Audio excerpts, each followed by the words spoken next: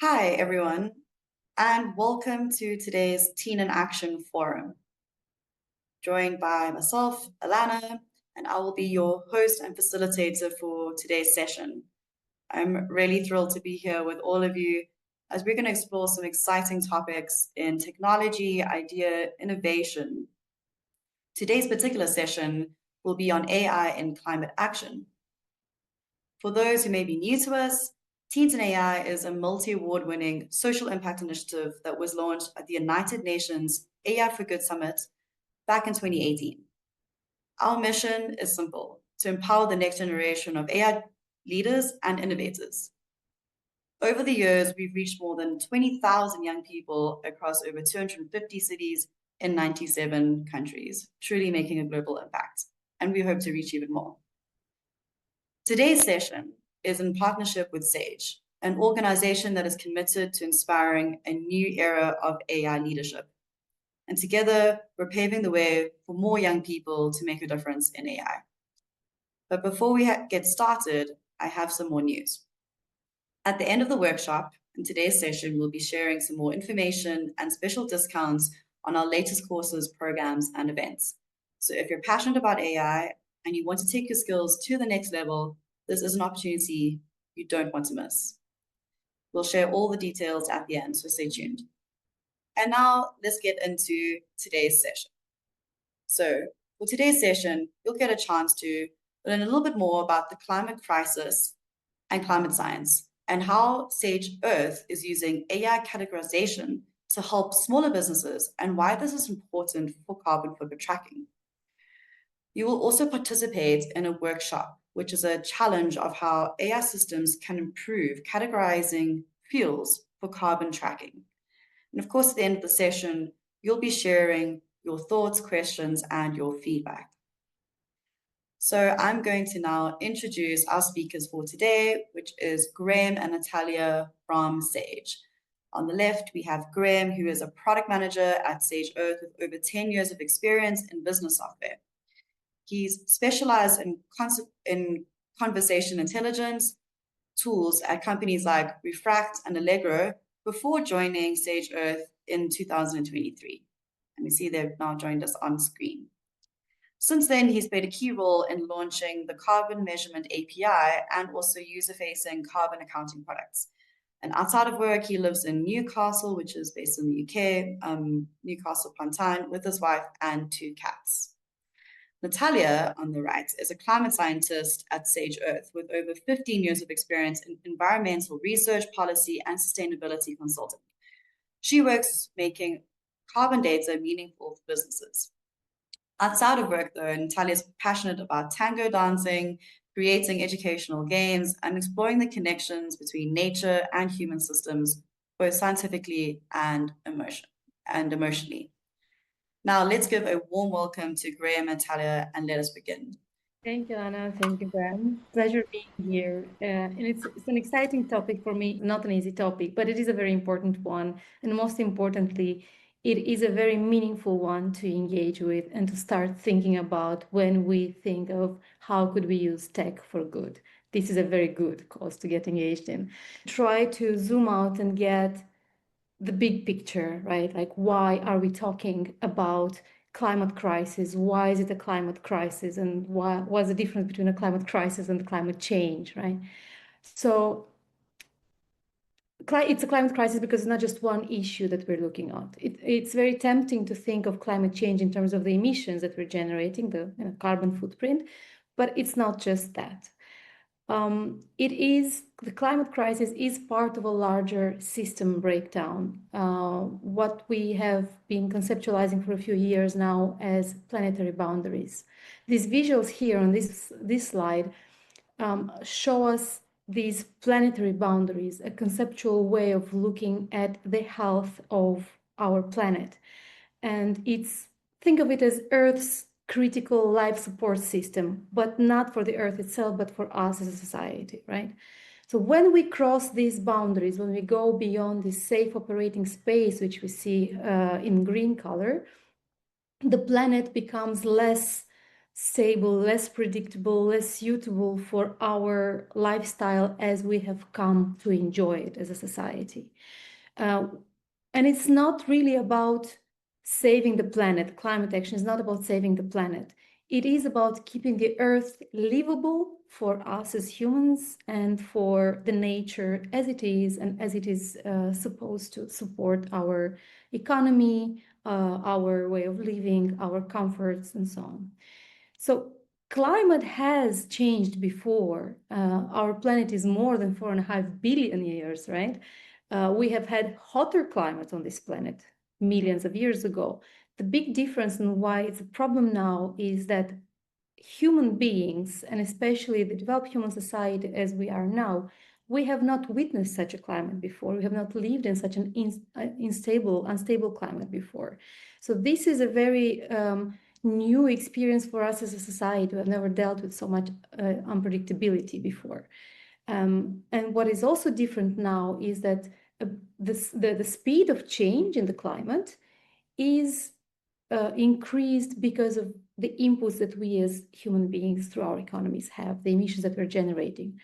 And in the way that we are acting in relation to our planet, we're disrupting multiple boundaries at once. The more boundaries we cross, the more these risks amplify each other. So climate change, which is one boundary we're crossing, right, can trigger things like biodiversity loss, increased water stress. Then when we talk about water stress, we think about the impact on our food security. So these different boundaries are not really isolated. They're interconnected tipping points, and climate change is one big issue that we as society have been contributing to massively. Now, imagine Earth's atmosphere as a bathtub, right? The emissions that we're generating, partly emissions that are being generated through natural processes, but they are the tap. They are what puts the greenhouse gas emissions out there. And these things are things like burning fossil fuels, deforestation, extensive agriculture, and farming, and so on. So these are the tap. Then we have the carbon removals that act as a drain for these greenhouse gas emissions from the atmosphere, primarily for carbon dioxide. And the removals are things like trees, right? We all know about trees, but also the ocean uptake, so the uptake of carbon dioxide from the atmosphere by the ocean, or the fixation of carbon in the soil. These are the things that help us remove the greenhouse gas emissions from the atmosphere. Now, what is the problem? The big problem, and what leads to this overshooting of the planetary boundary, is that the tap is gushing and the drain is quite clogged, and it's getting more and more clogged. So greenhouse gases keep building up in the atmosphere, and they hit the planet unevenly, creating a disturbance in the weather patterns and predictability of the weather system on which our agriculture and many other functions depend, right? So this simple image explains quite a complex issue. More emissions means higher greenhouse gas levels in the atmosphere, means a hotter and more unstable climate system. Now, our mission as a society at this point in time is to reduce these emissions from the atmosphere and from the way that we're generating them, and build resilience to the impacts that we're already feeling from the atmosphere already being quite heat up, right? As the top fills, these risks, they tend to spill over, right? Things like heat waves, floods, fires, food shocks, increasing food prices. Climate impacts are not linear. The more greenhouse gas emissions we have in the atmosphere, in the bathtub, the more extreme and unpredictable weather events we are going to have. And then these physical events, these weather events, link to other major societal events and social events. So what we need to do is we need 3 moves. First one is to close the tap. Well, maybe not close, but definitely reduce the volume, right? AKA, we need to reduce emissions, but we cannot reduce and we cannot manage what we cannot measure. The second thing is that we need to widen the drain, so to increase removals, to help the nature absorb the greenhouse gases from the atmosphere and fixate them back into the soil, into the ocean, into the trees. And we need to strengthen the top in a way. So we need to build the resilience of our society to these impacts that are already happening. So again, this is not about saving the planet. The Earth will go on quite well, as it has been for more than 4.5 billion years. But our well-being as human beings, as a society, our economies, and our futures, the way we know how to live, depend on making these moves now, especially for the most vulnerable populations. The big challenge around measuring and acting is that there are loads and loads and loads of data that we have been challenged to process at the same time. And whether we talk about reducing emissions or mitigating climate change, or we talk about adaptation, resilience building, increasing the capacity of our ecosystem to absorb the CO2 from the atmosphere, these require the processing of huge amounts of data to be able to act quickly. And what we have started to do for a while now, and especially with the advance with the AI, it has gotten easier now, is to actually process this huge amount of data so we can act quicker. So it saves us time and money and other resources. And on this slide, we have 4 simple examples, just to give you an idea of where the thinking around how AI could be used is at this point. So AI helps us deal with this climate complexity on many levels. Spotting patterns, so processing loads of data, right, to spot patterns, to predict change, or at least forecast, and to support faster decisions. One example, the first one, is around mapping the impact of deforestation. So there is a company, Space Intelligence, in the UK that uses satellite data to map deforestation. As we've seen, deforestation is a problem because it generates emissions and because it reduces the capacity of Earth to absorb emissions. AI is used to process high-resolution forest imagery, which is quite a complex issue and many, many data points, right? It helps expedite this process. Another company, Supremo in Brazil, it predicts extreme weather so that communities can be better equipped to face the impacts. So it helps with the resilience building and adaptation to climate change. The AI in this case is used to analyze risk scenarios from real-time climate data. So volume and speed. Google DeepMind, you may have heard about these ones, right? They work on many, many things. One of these things is to forecast wind power supply so that more renewable energy can be introduced in our electricity generation. AI, in this case, learns from historical weather data and turbine outputs to be able to inform the extent to which the turbines could be used to generate wind, and then to influence the consumption and the grid dynamics, the electrical grid dynamics. And the last but not least is a very interesting use case of AI in processing large amounts of data when it comes to legal documents, standards, and regulations. So Climate Policy Radar in the UK helps policymakers navigate laws, because we have large amounts of text, large amount of documents. Sometimes it's quite challenging to keep the grip on what's happening. So this company uses AI to scan and organize these thousands of legal texts and inform quick decision-making and better decision-making. So when we look at AI, it's not really AI replacing the work of people or what we're doing, but it's more helping us, it's giving us smarter tools, essentially, to act faster, better, and at a larger scale with better data. In our case, let's go to the next slide, please, Graham. In our case, we're focusing particularly on small and medium businesses in Sage Earth to work to help measure greenhouse gas emissions and then act on reducing them. Now, you may wonder, why SMBs, why this focus on SMBs? And the answer is quite simple and straightforward. So on the one hand, small businesses, they may be small, medium, but they have a big impact. So the SMBs generate up to around 60% of global emissions from the business sector.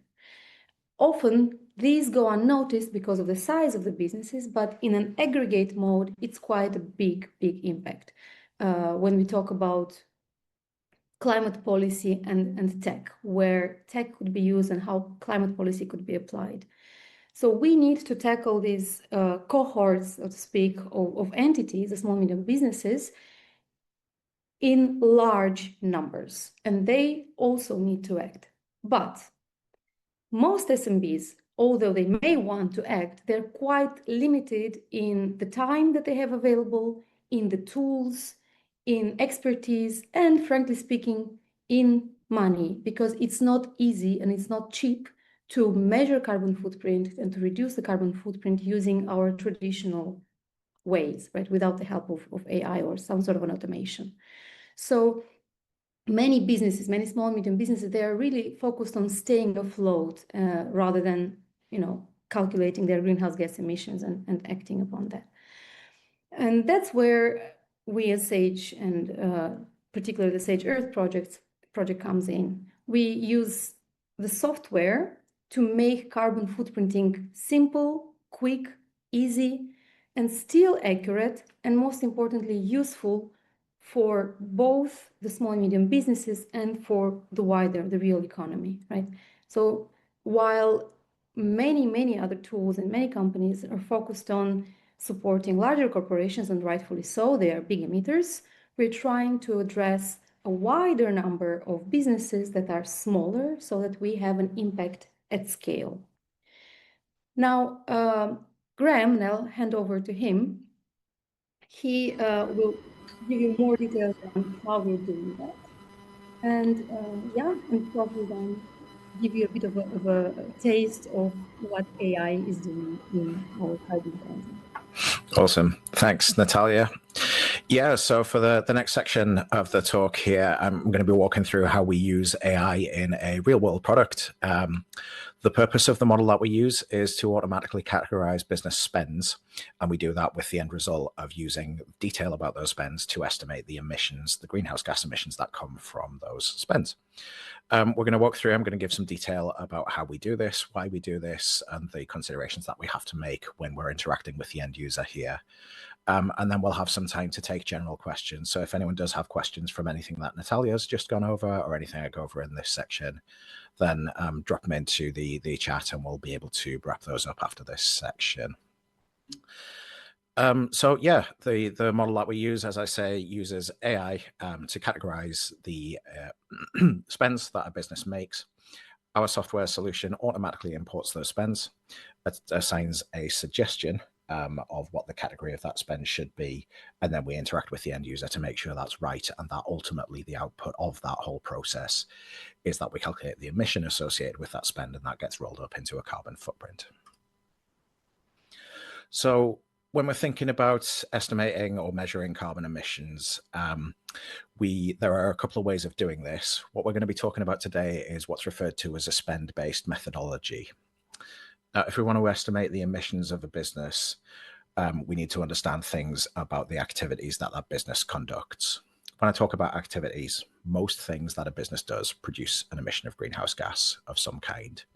So, for example, if a business is consuming energy to power computers or lights or heating in the building, there are emissions associated with that.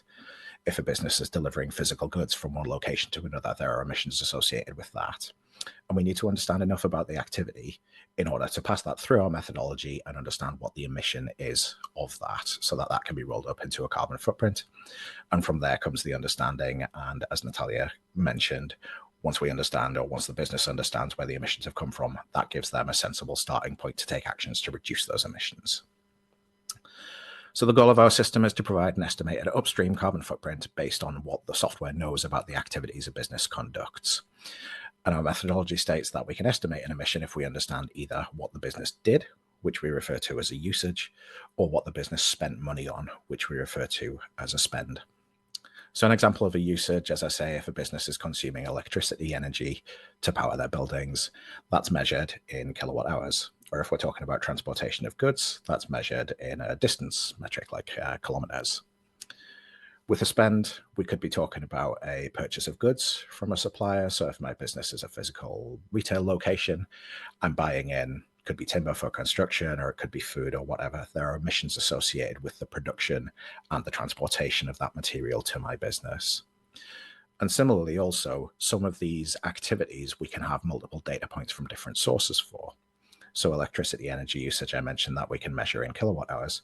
We can also measure that in pounds spent. So the spend-based methodology says that if we understand what the business has spent money on, we can use that spend as a proxy to still understand what the usage was. Many activities can be represented by either. If, though, we automatically process a business's spends by ingesting those from their financial accounts platform, using AI to automatically assign a category which is good enough that we can calculate the emission from it, we can actually estimate most of a business's carbon footprint automatically without the end user having to do anything. And that's a really big selling point for a software platform like Sage Earth. So we have this AI model that tries to assign categories to financial spends. Why is that important? Well, the category of a spend determines what we refer to as the emissions intensity factor, or forgive the jargon, I'm going to forget and just refer to it as an EIF. That's used in the calculation. The EIF is the conversion factor. So diesel used in vehicle fuels, that has an EIF conversion factor, and it says that for every £1 you spend on diesel for vehicle fuels, the emission for that is so many kilograms of CO2 or CO2 equivalent. And for every £1 you spend on bananas, the emission is different. A different EIF is used. So the category of the spend, diesel or food, that's what determines which EIF is used, and that determines the output of the emission that's used in the carbon footprint. Our taxonomy of categories has around 750 entries, and it's also hierarchical. At level 1, we have very generic categories like purchase of food. And at level 3, we might have a more specific category like purchase of dairy products. The more generic categories use a more generic EIF with more averages, and the more specific categories use a more specific EIF, which means we end up with an emissions estimate that's closer to what the real world emission from that activity is. So one goal that we have in this whole process is to use as specific a category as we can. That's the end result. If there's data that says this is a more specific use, we will use that because that ends up with a better estimate of what the emission actually was. I mentioned we use an AI model for this, and there's a few reasons for this. One is to do with volume. Businesses have lots of financial transactions. The small businesses that we see can have several thousand financial transactions within a single year, getting up to the medium side, and Sage does specialize in software for small and medium businesses. A medium business in the UK may have tens of thousands of financial transactions per year. It's a really repetitive task to ask an end user to check and apply the categories to those by hand. So if we involve AI in the loop there and have the AI make some suggestions, we can reduce the burden on the end user, and that's really valuable to users because in small and medium businesses, time is money. The spends are also a good fit for this because they have a fairly consistent data structure, and we're asking the AI model to apply categories from the taxonomy, which is a defined set. We're not asking an AI, give your best description of what this spend is in whatever words you see fit. We're saying of these around about 750 categories, which one best fits this spend, and this spend. And it's also a good fit for AI because we had the training data to be able to build and train the model in the first place. Earlier versions of our system, all categorization was manual, so we had around about 100,000 transactions available in order to feed in to train the model to be able to make these AI predictions. Here's a very simplified view of what the data flow looks like. The business conducts an activity, so let's say, for example, that's an employee who's driving a van to deliver orders to customers, and there's a real-world emission that greenhouse gas is emitted when that activity happens. That activity needs to be represented in the business's footprint. Now, there's almost always a record of this sort of thing, businesses quite often have strong incentives to keep records for things. There could be an operational benefit to the business tracking some things they do. Quite often there's legislation that says if your business conducts this type of activity, you have to keep this type of record. And with our methodology supporting spend-based as well, this includes whenever a business spends money or receives money, they need a record of that in the business's financial accounts. And those tend to be fairly accurate and a fairly good representation that cover most things the business actually spends or receives money on in real life. So that means they're a good source of data for us. So the data that represents the activity is taken as an input into a carbon measurement methodology, and this produces an estimate of the emission. Roll up many emissions over a period, and that's what a carbon footprint is. Within our system, we take that calculation methodology and we represent it in software. It requires some specific inputs to enable it to understand when did the activity happen, what was the activity, and how much of it did the business do.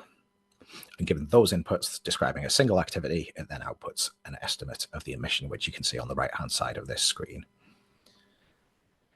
Over on the left here, this green box that says transaction details, that's the data that we have to work with when we're using spends. The date of the spend answers the when did it happen question, and the amount and currency of the spend answers the how much of it happened question. But we still have to describe the what was it about the activity, and that's what we mean when we talk about the category. Inputs that describe the type of spend from an accounts platform are a transaction description, the supplier name, and the nominal code. If you're not familiar with a nominal code, that's a sort of category or grouping that happens in financial accounting, but it doesn't map very well to our categories for carbon accounting. But we do have those fields to lean on. And if you read those fields for some transactions, you would come away with a reasonable understanding of what the activity was. And that's what our AI model does. For the AI model itself, its sole purpose is to categorize transactions. So we only send it the data points that are relevant to suggesting the category. So here's an example of the sort of behavior we would expect to see from the model. If we give it the inputs on the left there, so the nominal code of the financial spend is materials, the supplier name is B&Q, which for anyone outside of the UK, that's a common kind of hardware store in the UK. And there's a transaction description there. So looking at those three data points, I as a human can make a reasonable prediction and say, yes, this business was buying construction materials of wood. And the AI model hopefully should match that as well. I mentioned that the taxonomy is hierarchical with more generic and more specific categories. So we actually have three models working in tandem here, each of them specialized and trained to make a suggestion at each level of the taxonomy. That's not super important, but this is the general real world detail of how this works. Each model suggests, when given these inputs, it suggests a category and it also returns a confidence value. And we reject the suggestions if they're below a confidence threshold. So in a real world example with these inputs, materials B&Q 6x untreated pine, then we may get a level 1 suggestion of construction materials with really high confidence. We get a level 2 suggestion, timber for construction with fairly high confidence. And then we get a level 3 suggestion. The level 3 categories are sometimes a little bit into the weeds because they actually refer to the production mechanism as well as what the thing is. In this case, it's not confident enough, so that's rejected. So the overall AI suggestion for this thing is the AI model is saying, I think this was a purchase good. I think it was a purchase of construction materials and specifically timber for construction. So that's what we would use and serve up to the end user. Now, AI models are imperfect and AI is complex, and end users sometimes misunderstand what AI is doing. So over the last few years, one thing that's been a real focus for us at Sage across many products which have AI facilities within them is how do we actually design the user experience around that. And Sage has developed some best practices for this, which are largely based on observations of user interactions with our products and user research and that sort of thing. With our categorization flow in Sage Earth, we use this splash screen to introduce the overall flow and help users understand the concepts of categorization, and we show this the first time the user lands within this screen. We pay a lot of attention to the language that we're using in screens like this.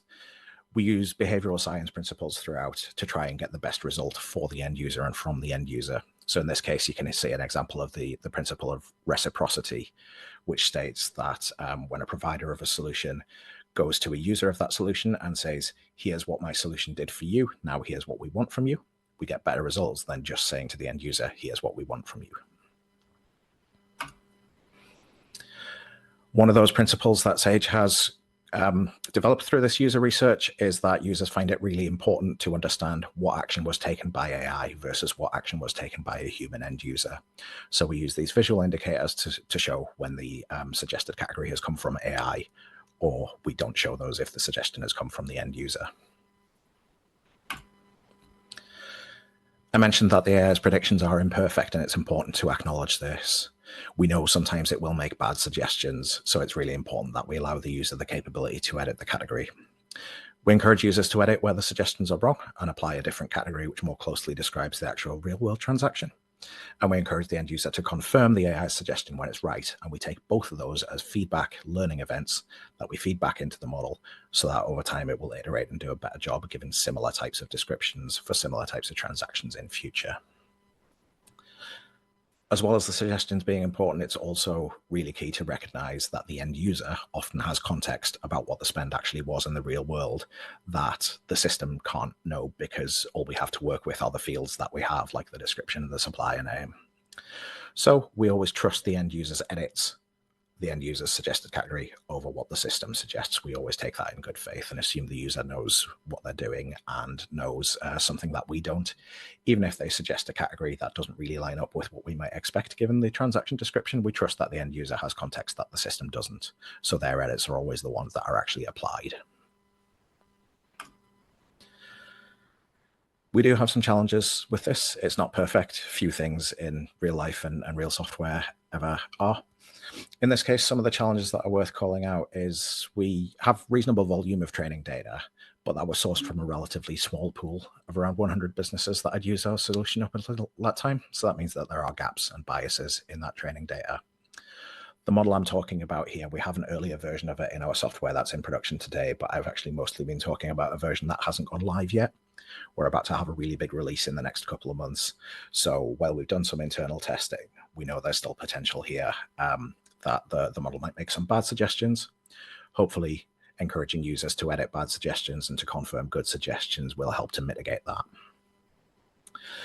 And another big challenge that we have here is the quality of the data that we see in the fields that we rely on varies quite a lot.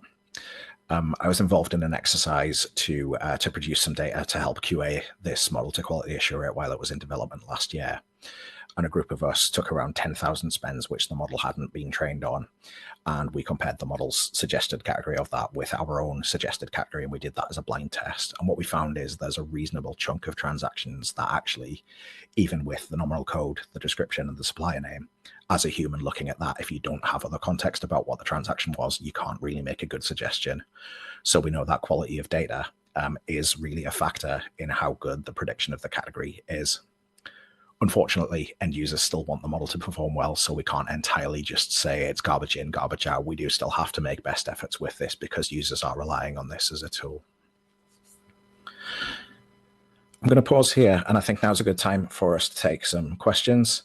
Once we've exhausted those, or when we're ready to move on, we do have a challenge that we want to try and workshop with the group. But yeah, let me pause here and throw to Alana to see if we do have any questions. Amazing. Thank you for the talk so far. It's been really, really interesting. So we do have a few questions that have come through in the chat. Thank you to everyone. The first is from Isa, and this is, how do you link spend, i.e. spending on fuel, to carbon emissions? Example, there are other variables such as efficiency of the fuel or the engine. Mm. Do you want to take that one, Natalia? That's kind of a methodology question. Yes. Yeah, sure. So first of all, we do use spend, but spend is a very first entry point before getting more accurate data. And we always encourage the users to get more and more accurate data. So for example, if they first enter that they've spent £100 on fuel and they know that it likely has been diesel, we then encourage, okay, we give an estimate, but to actually have a more accurate footprint, in the next iteration, maybe next quarter or next year, try to give us, the fuel and the type of fuel in liters or in gallons or some other unit, right? That's the first thing. So spend is an intermediary data point for estimating the footprint. Now, when we do have the spend, and we know that it's likely a diesel or aviation fuel or a different type of fuel, right? Generally speaking, these types of fuel, they have similar properties. So we know that 1 liter of diesel is likely going to have the same emissions, whether it's in the UK or in the US or somewhere else. What is different, though, is the price of fuel. So in UK, what we do, for example, is we use the average price for different types of fuel. So based on the spend, and looking at the average price for that particular fuel in that country, we estimate the volume that has been consumed, and then we apply the emission factor to that volume, right? Hence, why we encourage that in the next iteration, the user actually gives us the volume rather than just the spend. But based on spend and based on certain economic parameters like price, consumption, inflation, and other, we can reasonably estimate the actual volume of fuel or other types of materials. Amazing, thank you. And we have a second question from Yabuz. How do they suggest, based on the different materials, is it based on the cost, the GHG emission, or the impact of the climate? That's a good segue from the first one. So the categories that are suggested is based purely, we have this existing taxonomy, which covers, as I say, around 750 entries, and that gives reasonable coverage of all of the activities that we reasonably expect a business would do, or certainly spend money on anyway. And the AI model is purely doing this based on those descriptors of what the spend is here. So things like the supplier name and the transaction description. It's taking those as inputs and saying, okay, given a spend like £100 at, if the supplier name is Esso and the transaction description is fuel, the model would be expected to make a reasonable assumption that that's a purchase of fuel for a vehicle. So it would assign that category to it. It's not biased towards what the emission is. We don't tell it to try and suggest, categories with a particularly high or particularly low footprint value, or it's not biased in any way other than it was trained on users applying these categories to similar transactions. Hopefully that answers the question okay. Next question that we have is, can your app allow SMEs to interact with the carbon financing market and have to track their footprint in other countries apart from feeling like they're being eco-responsible? Yeah, so in terms of interacting with the carbon financing market, we do have an API solution as well as the user-facing product that I've been talking about here today. That API product, we're seeing quite a lot of interest from banks and those in the financial services sector here, because that industry is doing a fairly good job of kind of self-regulating and making sure that it's taking measurements seriously. And one of the ways it incentivizes businesses by giving them access, for example, to green finance if they have measured their emissions. So in that sense, yes, for our interaction with the direct end user, we focus on measurement today. There is a whole kind of cohesive carbon reduction journey, of which one part is interacting with carbon markets, both to secure green finance if you need to make changes to your business. And then at the very end of the journey, when you've done everything in terms of measuring reduction and that side of things, the last few % of this is offsetting, which I think maybe this question about carbon markets, that's not something that we interact with really today, but is potentially something that we'll explore in the future. I'm sure, Natalia, because I mentioned offsetting, you may want to weigh in on that side of things as well, because this is commonly misunderstood, right? Yeah, I mean, the short version is that right now you cannot buy or sell carbon credits on our tool. It's not designed for that at this point. But there is a wider conversation around the carbon offsets anyway, which probably is a subject for a different conversation. However, to fill in a little bit the response on the incentives, there is a finance market that, when they're financing small and medium businesses, whether it's banks or other institutions, they do have a direct incentive because they need to increase the share of their green loans, and therefore they're interested in asking businesses to measure their footprint so that they know that by investing in green transition, the footprint is actually lowered. But there is an even more immediate incentive, because not all small and medium businesses take loans from the financial markets. The more immediate pressure is usually from the customers of the small and medium businesses. Many of the small and medium businesses, they are serving larger businesses or governments. And then this is a sort of a cascading demand. As bigger businesses and as governments take action to decarbonize and to reduce their footprint, they cannot reduce their own footprint if their supply chain, which includes the small and medium businesses, do not do their part, right? So if I purchase transportation services, Uber, Bolt, right? If I purchase this from my supplier, it is up to my supplier to switch from diesel cars to electric cars. So unless my supplier does that, I cannot reduce my footprint from business travel. There is a very strong connection, and this is one of the strongest incentives for small and medium businesses. A third one, and I'll stop here, is coming up, and that is usually the insurance. Insurance companies, they are the first ones, they're really at the forefront of losing money when it comes to claims from climate impacts like floods and so on. And therefore, to mitigate these risks, what they tend to do is to increase the premiums that they ask from the businesses, for example, if they have exposed assets, right? So what happens is that as businesses become more aware of their own risks, including how much they're contributing to climate change through the emissions, the more aware they become, the more likely they are to take action, and this will then drive the insurance premium down. So there is an incentive also to pay cheaper insurance on the long term if they take action now. Absolutely. There's one more question from Mariam Alaka. How can AI traffic systems be designed to cut urban pollution? I'm keen to hear your view because in my A-level geography fieldwork, I've been taking pollution readings in Barnet and King's Cross, and I'm really interested in how AI could make a difference. I don't have any knowledge to speak to that. Maybe, Natalia, you've come across something in your research? It is very often around efficiency of drive. You know, the driver behavior influences a lot the amount of fuel that the car consumes, right? So if the driving is more aggressive with many brakes and many accelerations, it's going to consume more fuel, it's going to burn more fuel, right? So implementing an AI-based solution that can, say, autonomous cars or correct a little bit of this erratic behavior of the drivers, it can reduce the, in very immediate terms, it can reduce the amount of fuel consumed through this behavior, driver behavior. But then I think this is a very, very good question for further ideation, because there are many challenges and many problems that contribute to the traffic pollution. And each of these individually can be addressed, because each of these require a deep dive into the causes and the type of data needed to be processed to then inform decision. And I will actually throw the ball back at you and say, oh, so what do you know to be the problems?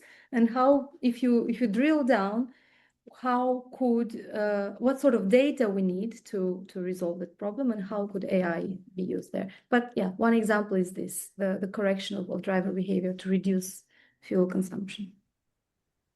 And that's a fantastic idea. So we'll have one more question here. This is from Shakib from Tunisia. How could teens use AI to promote sustainable habits, such as reducing waste or conserving energy in schools or in their neighborhoods? Yeah, I think it's a fantastic question. Again, not something I would feel very qualified to speak to here. Certainly, in terms of what Sage are doing with this, you know, our focus is on businesses and the SMB market specifically for the reasons that Natalia outlined. But there are definitely solutions right across. One thing to kind of highlight and make everyone aware of is there are hundreds, if not thousands, of software solutions out there that are in the ESG or carbon measurement space, and some of those are targeted at individuals. So I'd say if that's something you're interested in, if you research, you are very likely to come across someone who is thinking or exploring in that same space. Natalia, do you have anything to add to that? I'm just thinking of specific examples of related to food waste, for example. There are apps, and there is right, when we think of AI, we think of processing a lot of data. And when it comes to behavior, it is processing a lot of behavior data, right? So if you can input data around your consumption, around, how much you buy, how much you throw, then it can learn that you tend to, forget about some of the items you buy, and then you end up throwing that. So it can come in and trigger some notifications around, hey, that piece of bread is going to expire soon. We want to prepare it somewhere, consume it in one way, right? So this is one concrete example for individual behavior. When we look at the businesses that process larger amounts of food, it's a different conversation there, right? It's around how the food is being stored, what parameters are ideal for different types of food items to keep and to prolong the life and so on. But generally speaking,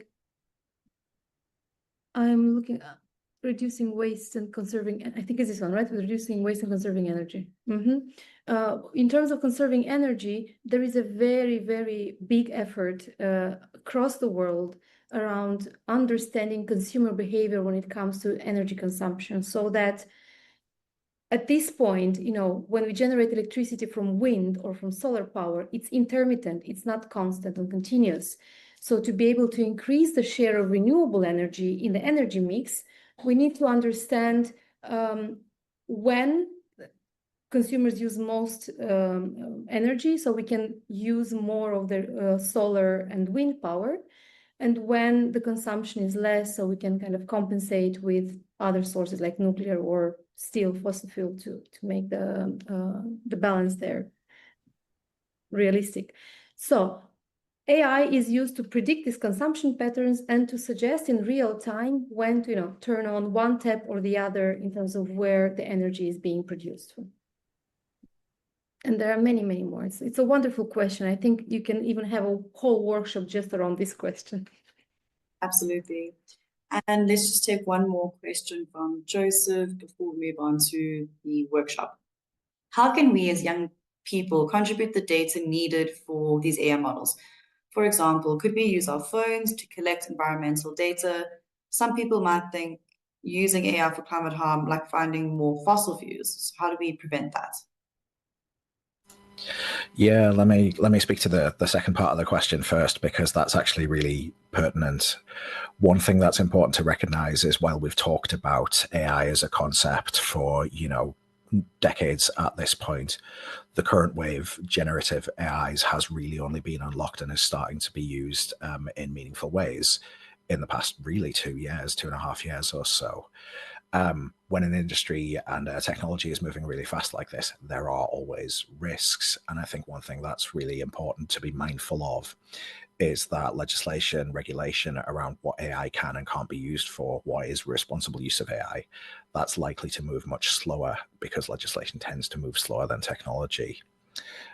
Speaking, as a representative of a large business here, one thing that we're really mindful of Sage is ethical use of AI, ethical use in everything we do with data, but specifically recognizing that this is a problem, and there are guidance that's given out to product teams like ourselves about what is and is not a good fit for AI, what is and is not an appropriate way to process data.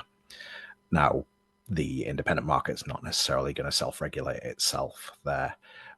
So yeah, that's a question with a really difficult answer, or maybe no answer yet here. What we as kind of participants in broader society need to do is be mindful, be vocal about this, and encourage and frankly demand that that governments and those making legislation are taking this stuff seriously, because as many wonderful uses as we can find for AI and ways that we can find to improve stuff, there will be definitely uses of it that are bad, are challenging. I expect this is something that maybe has come up in some of your other workshops as well, Alana, around ethical use of AI. So maybe there's maybe you have some thoughts on this as well. Many thoughts. Really, the questions are wonderful. In terms of something actionable, because I always like to give something actionable, even if there are many things that are still discussable and debatable there. In terms of the actual contribution and agency for young people and teens to feel that they're doing something, I do encourage you to look for citizen science initiatives in your area, citizen science initiatives have become much more widespread in the recent years, especially with the proliferation of different technology and smartphones and other modern technology. And there are many local initiatives in many countries that try to gauge this access to technology to produce pieces of research and inform policy making, inform decision making, inform different citizen initiatives like petitions and projects, local projects based on this citizen science, citizen supported research, where citizens are the ones that provide pieces of data that those groups then aggregate and base recommendations off of. Amazing. Thank you for that. So with a few minutes left of our session, let's move on to the workshop. And then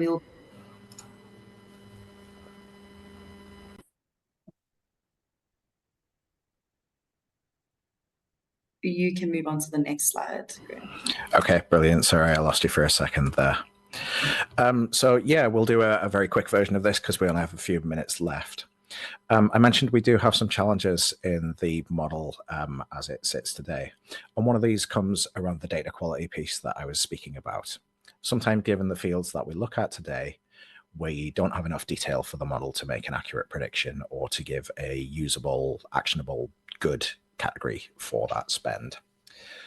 Vehicle fuel is a really good example. So that's the one that we're going to talk about today. About 1% of the spends we see by businesses are on vehicle fuel. But of these, way more than half don't actually contain enough detail to specify whether the fuel is petrol or diesel or another fuel like LPG or electricity is kind of a separate example here. But really, if the challenge is we have these kind of informations to work with, you can see in the lower right, this is an example of a real transaction that we saw ingested and processed by our system.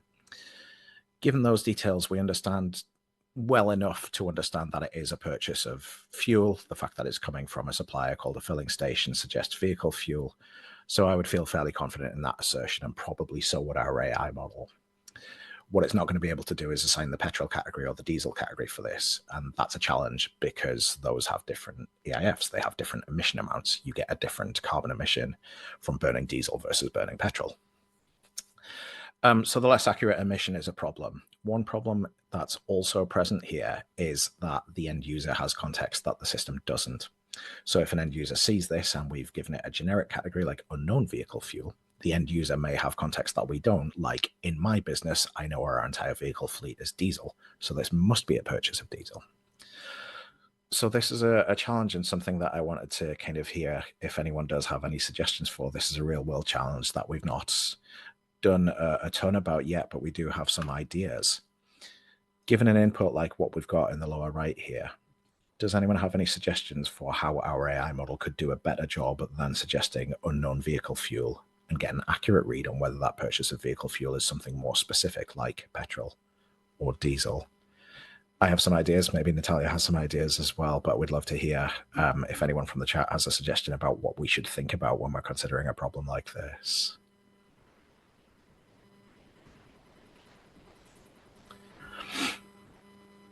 Let me throw it to you, Natalia, while we're waiting for a response. You've seen this in action. You know, this is a real world problem, this distinction about not having enough data to assign an accurate category to something. Do you have any thoughts? Or if a suggestion was brought to you, if I came and said, hey, we have this idea about how we might improve the AI model, where would your mind go first? How would you make sure what I'm suggesting is valid from a climate science point of view? Well, I would usually look at indeed how much data we have to inform the final decision. And it happens many times that it's just difficult for whatever reasons to make the best guess. The safest thing that we resort to then is the most conservative approach. And this is a very common thing in climate science, meaning if I know that there was some type of fuel consumed, but I don't know precisely what type of fuel, to be on the safe side and to make sure that we don't underestimate the footprint, but rather be on the overestimating side, we would go with assuming that that type of fuel is the one which is the most polluting, right? So then we would apply, if you want to calculate the emissions, we would apply in that case the emission factor for the most polluting diesel. And the thing, or the benefits here are twofold. On the one hand, indeed, we are more confident that we are not underestimating, meaning we are not suggesting that the business is greener than it actually is. And the second one is that the business may see that, oh, the footprint is very large. No, why is it that large? So it would prompt them to, first of all, take action. So if the fuel, the carbon footprint from fuel consumption is so large, probably I need to consume less fuel, right? And buy less fuel, be more mindful of how I'm driving or what sort of cars or vehicles I'm using. And the second thing is that they may actually think, oh, but what? Oh, it's so big because it's actually based on the most conservative approach. So if I have better data, I have more data. If I'm able to provide more accurate data, then I also have a more accurate footprint. So this is incentivizing businesses to be more mindful of the quality of data and the way that they're recording their different business activities. Yeah, definitely. It's a great point to take the most conservative approach and to overestimate rather than underestimating, given an absence of data. That is something that we do a lot. We have a suggestion from Asa in the chat as well here. We could determine the fuel based on the vehicle model. We could. We don't have that as a data point today. But if we think about, that may be a real practical kind of actionable solution. Because if we think about the number of spends that we say about 1% of spends are vehicle fuel, so that's a lot of granular transactions. If we ask the user to correct each of those transaction by transaction, that becomes laborious and tedious, and the end user may not do it. But if we ask the user, do you have a vehicle fleet, and what's that comprised of? Those are data points that are more likely to be static. They're still going to change over time, but that's something we could prompt a user for once a quarter to provide details. And we do this with some other areas of emissions. We ask users to update their count of employees and where the employees live once a quarter rather than doing that every single day so that we can calculate commuting emissions. So that's a really good suggestion, Asa.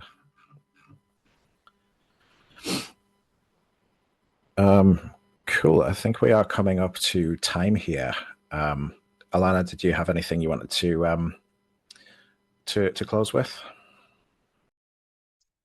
Yes, I do. So thank you so much, everyone, for your suggestions. And if you do have any more ideas, please do keep them in the chat as we come through to the end of our session today. So from me, while we wait for Chi to start sharing again, just want to say thank you again so much, Graham and Natalia, from joining us for today's session. It has really been super inspiring and also very, very interesting, especially considering the status of climate today and the technology that's moving forward with AI. It's been also really inspiring to see everyone's enthusiasm and also engagement as we have seen how AI is transforming the climate crisis and also working with carbon footprinting. So I hope we've all been left with new ideas, insights, and motivation to dive deeper into the world of AI and innovation and also climate change. Before we wrap up, I have some amazing opportunities to share with you to continue your learning journey with Teams and AI. As a special thank you for being here today, we have a 20% discount on any of our paid courses, which you can use the code Teams in Action August at checkout. We also have new courses for you to learn about AI. If anyone is new is joining, we just hosted the AI for Good Incubator, which was a challenge, a bootcamp challenge to actually tackle where teams came together to prototype and develop AI solutions based on SDG goals. And that was based usually around climate as well. So that was really awesome. So if you missed out that last session, please do check out on our site to join that program for next year. But yes, we also have some new courses. We have courses on AI ethics, on data science. We even actually also have a climate change and AI free course on the platform. And we also have a math course that's also available for you to have a look at. So again, I just want to thank everyone for your energy and participation. If you are 16 and older and have joined us on the call, we also have a LinkedIn community that's available for alumni. that will be sent out in an email that happens after the event, and also we should rewatch on YouTube. So we really look forward to seeing on future events, workshops, and also in our global Teens in Ag community. Until then, stay inspired, stay innovative, and have a wonderful day. Thank you again to Graham and Natalia. I'm not sure if you have any final words to say before we close off. No, just thank you for having us. Thanks for engaging as well. Some of these questions have been absolutely fantastic, and it's great to see that people are thinking about this in such an amazing way. Yeah, wonderful. Natalia? I love these questions more than I love my answers. And my only thing is just keep curious, keep trying to understand things. Just follow your curiosity and follow your heart. Absolutely. Thank you so much all. See you at the next one.